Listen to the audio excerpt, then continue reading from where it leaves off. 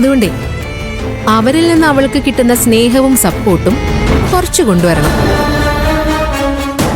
സംശയത്തിന്റെ ഒരു കനൽ അവരുടെ മനസ്സിലേക്കും വരണം. മനസ്സിലായി ശ്രേയ. ഇനി ഒരവസരം എന്റെ മുന്നിലേക്ക് വന്നാ ഞാനത് യൂസ് ചെയ്തോളാം. ഓക്കെ ചേച്ചി.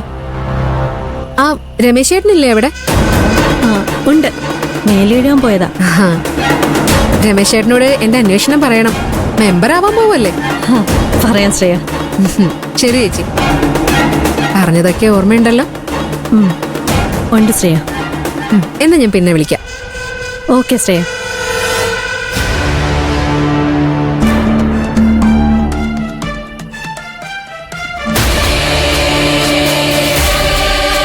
അച്ചുകുട്ടി,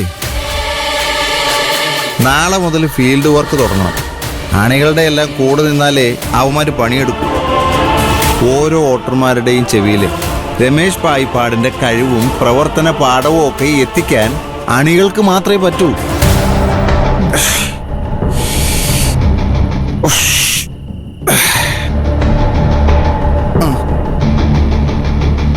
രമേശ് ചേട്ടൻ എന്താ ആലോചിക്കുന്നത്? ഇങ്ങനെയൊക്കെ ചെയ്യണമെങ്കിലേ കയ്യിൽ ഒരുപാട് ഗാന്ധിത്തലകൾ വേണ്ടി വരും.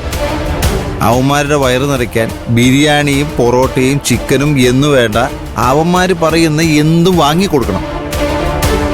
അത് കഴിഞ്ഞ് വൈകുന്നേരം മദ്യവും. പാർട്ടി ഫണ്ട് കുറച്ച് കിട്ടും, അതുകൊണ്ട് മാത്രം കാര്യമില്ല. കയ്യിൽ നിന്ന് കുറച്ച് കാശ് ചിലവാകും. അതിനിപ്പോൾ എന്ത് ചെയ്യണമെന്നാണ് ഞാൻ ആലോചിക്കുന്നത്.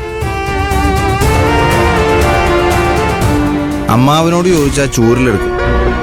നാട്ടിലെ പലിശക്കാർക്കാണെങ്കിൽ എന്നെ വിശ്വാസമില്ല. രാഷ്ട്രീയം നല്ലൊരു ബിസിനസ്സാ. ഇലക്ഷൻ ടൈമിൽ കുറച്ച് കാശ് വാരി എറിഞ്ഞാ അത് കഴിഞ്ഞ് ഇരട്ടി വാരാം. എന്തെങ്കിലും വഴിയുണ്ടാക്കാൻ രമേശ് ചേട്ടാ, ടെൻഷൻ ആവണ്ട. ആണോ? അച്ചക്കുട്ടി പറഞ്ഞ എനിക്ക് വിശ്വാസാ. അപ്പൊ എനിക്ക് സന്തോഷത്തോടെ ഉറങ്ങാം. അപ്പൊ ഗുഡ് നൈറ്റ്.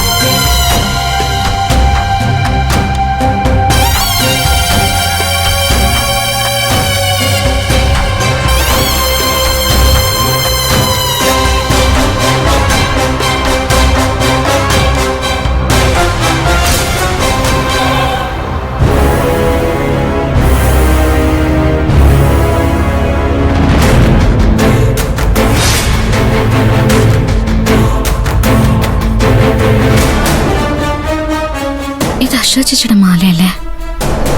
ഇതെന്താ എവിടെ ഇരിക്കുന്ന? അശോചി,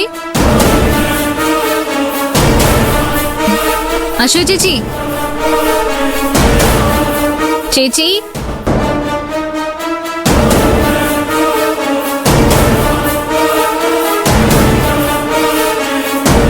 ചേച്ചി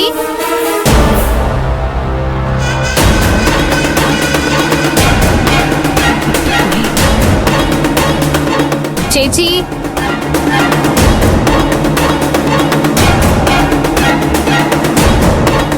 ചേച്ചി